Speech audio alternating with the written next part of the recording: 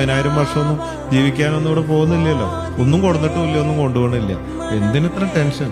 ഉള്ളത് കൊണ്ട് ഉള്ളത് അടിപൊളിയായിട്ട് ഹാപ്പി ആയിട്ട് ജീവിക്കുക, ടെൻഷൻ അടിച്ച് ചാവാതെ ഹാപ്പി ആയിട്ട് ജീവിക്കുക.